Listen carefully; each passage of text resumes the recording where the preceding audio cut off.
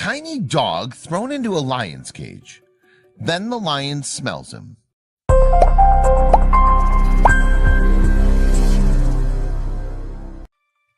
Everybody held their breath as they watched, mesmerized. It was an eerie feeling as the park went completely silent. He held tightly onto the leash, waiting to see what would happen, but ready for a quick reaction if things went south. Then the two pairs of eyes met and spent a few seconds sizing each other up. Finally, one of them made the first move. And what happened next was something no one could have predicted. Only a few months before, John Rinke had no idea he'd find himself in this situation. He just welcomed two feline cubs to his house. But these weren't your typical house cats. It was a tiger cub named Tony and a lion cub named Bone Digger.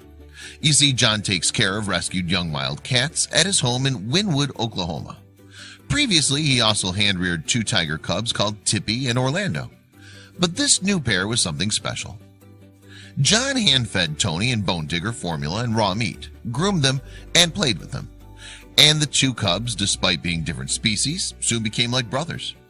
They loved frolicking around and play fighting with each other, and also with John.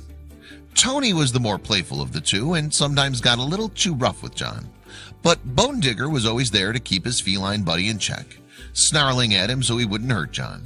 And there was a reason for that. Bone Digger was brought to John because he couldn't survive in the wild.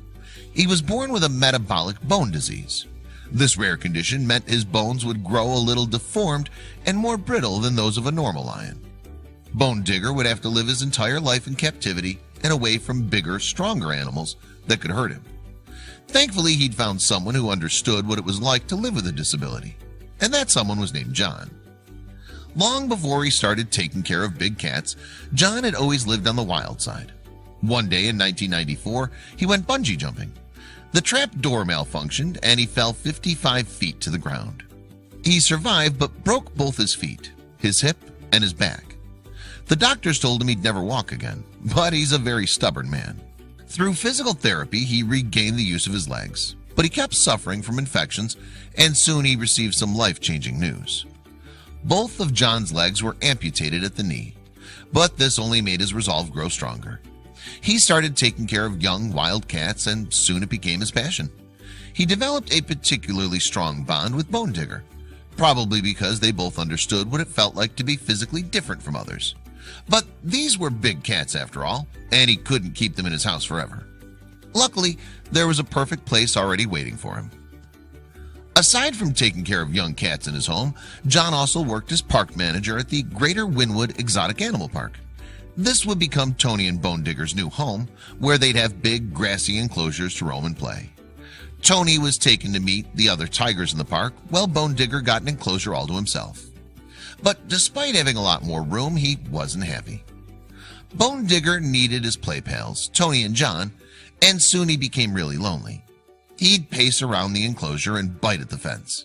But John knew he couldn't put Bone Digger in with other lions or tigers, as he was likely to get hurt. That said, he didn't want him to languish in his loneliness, and that's when he got an unorthodox idea. Aside from the wild animals in the enclosure, the park was also home to a pack of 4 Dachshunds: Abby, Milo, Bullet, and Angel. They were considered the park mascots and roamed around freely. They were extremely friendly, not just with humans, but with all the animals in the park. Abby was the pack leader and the most fearless of the 4. This gave John an idea. John put Abby on a leash and went into Bone Digger's enclosure, while another keeper held onto the young lion. The two stared at each other for a few seconds until Abby started jumping around, clearly wanting to play with Bone Digger. Suddenly, the lion pulled away from his keeper. It was a tense moment, as neither man knew if it was about to attack Abby. But what happened next? Completely unexpected. Bone Digger actually moved away from Abby, and it seemed he was scared of her.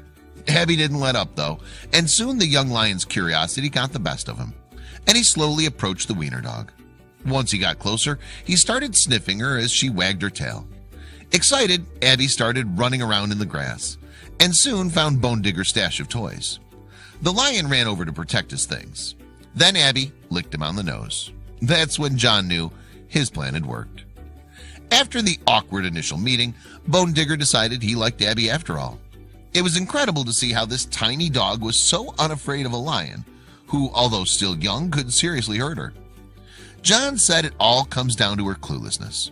Apparently, Dachshunds aren't really aware of their size, so they aren't daunted when they come up against a bigger animal. And Bone Digger, who was craving a new playmate, found in Abby the perfect companion.